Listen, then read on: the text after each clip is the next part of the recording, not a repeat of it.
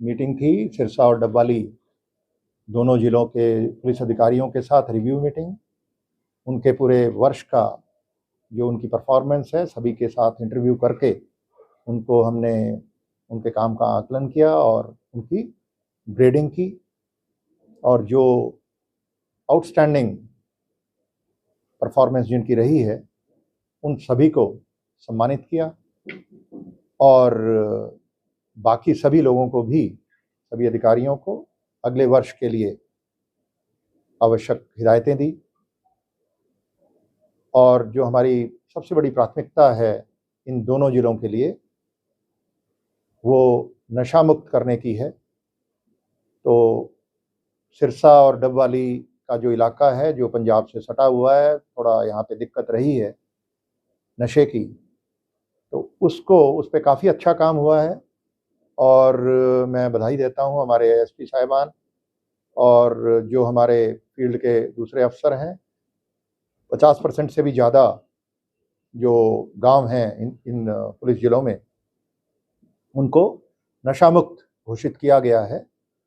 और नशा मुक्त का मतलब है कि वहाँ पे जो नशा है उसकी उपलब्धता वो समाप्त कर दी गई है, और साथ ही जो लोग नशे के शिकार हैं उनको डोर टू डोर जा कर के उनको आइडेंटिफाई करके और उनको ट्रीटमेंट उनकी शुरू कराई गई है।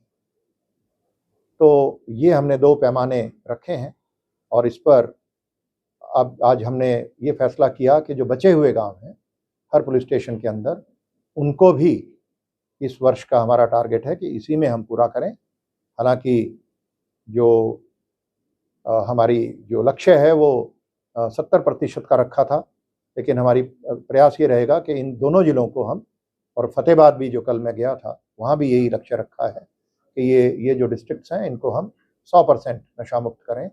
और इसमें एक बड़ी चुनौती सूखे नशे के अलावा जो हमें आती है वो है मेडिकल नशा।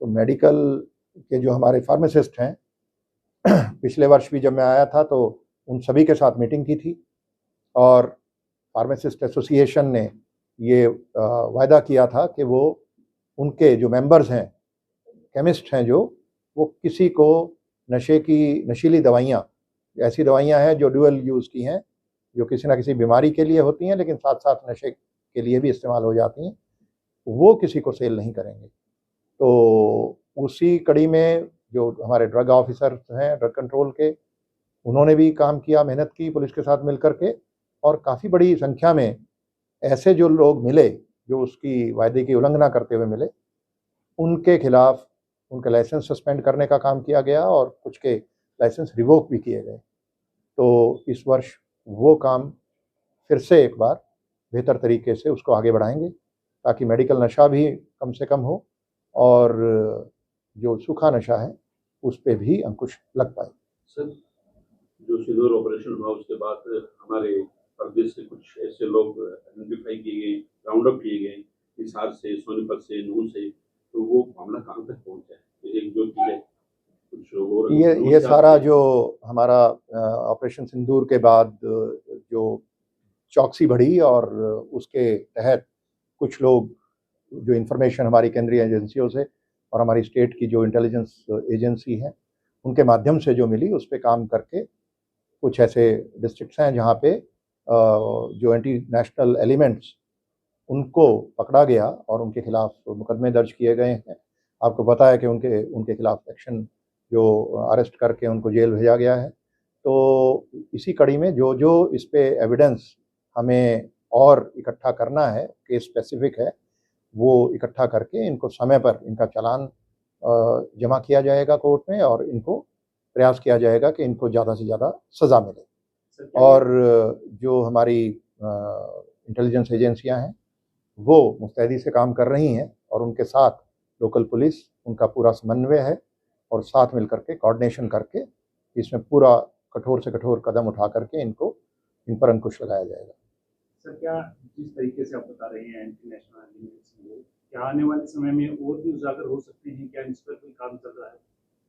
ये एक ऑनगोइंग चीज़ है और हमेशा से जो हमारी एजेंसीज़ हैं वो काम करती रहती हैं। काउंटर इंटेलिजेंस विंग्स हैं जो अपना काम करते हैं, और जहाँ कहीं भी कोई एविडेंस आता है एंटी नेशनल एक्टिविटी का, उसको पूरी मेहनत करके उस पर काम किया जाता है और उसको उजागर करने का काम किया जाता है, और जहाँ भी आवश्यकता पड़ती है उस पर क्रिमिनल FIR दर्ज करके गिरफ्तारियाँ की जाती हैं। तो ये तो एक कंटिन्यूस प्रोसेस है, ये हमेशा से चलता रहा है, आगे भी चलता रहेगा। ये नशा मुक्त जो गाँव आपने डिक्लेयर किया उनका कैसे फॉलो अप करते हैं? इनमें प्रयास ये रहता है कि रिलैप्स ना करें, तो उस पे सभी हमारे अधिकारियों को हिदायत है कि इस पे हम निगाह रखें, और इसमें मीडिया का भी बहुत अहम रोल है।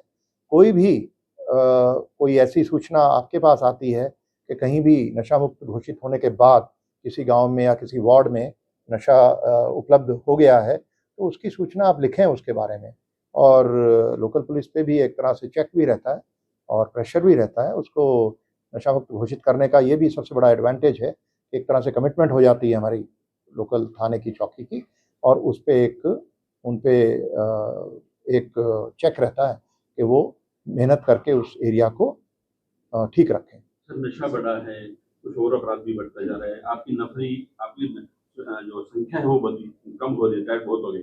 नहीं, ऐसा नहीं है। अभी जो मैंने बताया कि नई भर्तियां भी चल भी रही हैं, और 6000 का एक बैच है जो अभी ट्रेनिंग में चल रहा है कांस्टेबल लेवल पे, और 5-6 हज़ार की और भर्ती भी चल रही है। और जहाँ तक संख्या की बात है, संख्या बल बढ़ा है, और हरियाणा में हर ज़िले में, बल्कि आपका ज़िले की बात करें सिरसा की, तो यहाँ पे जहाँ कभी मैं 10 साल पहले IG था यहाँ, तो 1000-1200 की फोर्स यहाँ पे होती थी, जो बढ़ कर के अब लगभग 2000 है।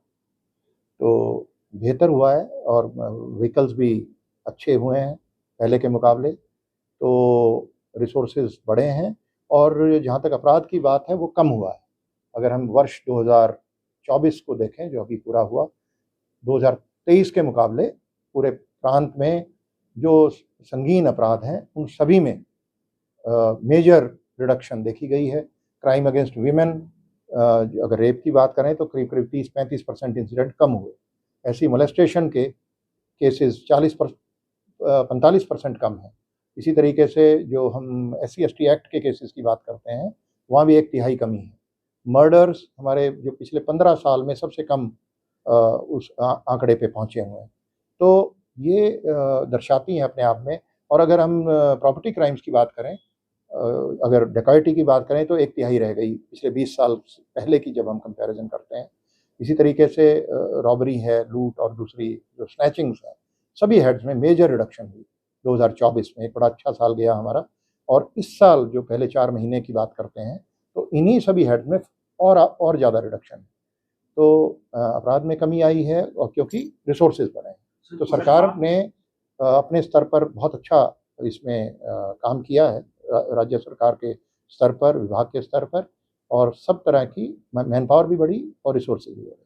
सर, मैन पावर की बात जो लीडर्स हैं, जो आपका जो स्कॉट पायलट की जो गाड़ियां गवर्नमेंट की खूब गाड़ियां लेके वो काफले में चलते हैं, जिन पे पुलिस लिखा है, फ्लैशर लाइटें लगी हैं, तो उनके पास प्राइवेट गनमैन भी हैं, वो अलग तरह का एक सीन रहता है।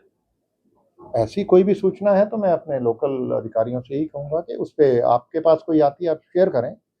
स्पेसिफिक सिक्योरिटी केवल उन्हीं लोगों को मिलती है जो अधिकृत है, जो अधिकृत नहीं है। हाँ, इसके बारे में ये जिला स्तर की बात है, और हमारे SP साहब बैठे हैं तो वो इस पे काम। साइबर क्राइम तो अब आपको खुशी होगी ये जान के कि हरियाणा में इस पे बहुत मेहनत हुई, बहुत काम हुआ।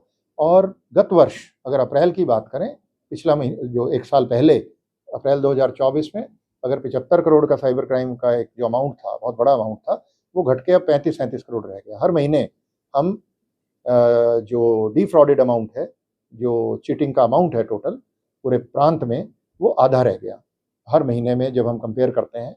और जो पिछले 1.5 साल पहले की अगर हम बात करते हैं, तो जब 1.5 साल पहले हम 8 से 10% पैसा ही रिकवर कर पाते थे, उसको होल्ड कर पाते थे, अब वो आंकड़ा बढ़कर 35 से 38% हो गया। और जो सूचना हमें 6 घंटे के अंदर मिल जाती है, उसमें 70 से 75% पैसा वो ब्लॉक कराने में सक्षम हुए हैं हम, क्योंकि बैंकों के साथ जो हमारा कोऑर्डिनेशन है वो बहुत बेहतर हो गया। अब बैंकों के नोडल अफसर हमारी 1930 हेल्पलाइन पे ही बैठते हैं, हमारे साथ टीम के साथ बैठते हैं, इकट्ठे एक ही छत के नीचे बैठ करके वो काम करते हैं। तो कोऑर्डिनेशन बहुत अच्छा हो गया और मुझे उम्मीद है कि ये ट्रेंड अगर चलता रहा तो वो और प्रभावी तरीके से साइबर क्राइम पर अंकुश लगाने में हम कामयाब होंगे। गिरफ्तारियों की अगर बात करते हैं तो आपको ये जान के खुशी होगी कि 2022 में हरियाणा में लगभग 500 साइबर क्रिमिनल्स गिरफ्तार किए गए थे।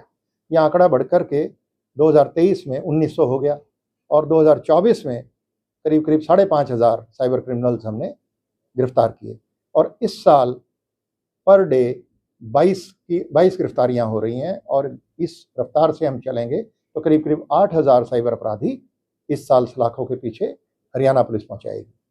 तो जो 500 पे थे हम आज से 3 साल पहले, वार्षिक आंकड़ा वो बढ़कर के 5500 तो हो ही गया और इस साल वो 8,000 तक पहुंचेंगे, जो करीब 16 गुना है। तो ये बड़ी बात है। तो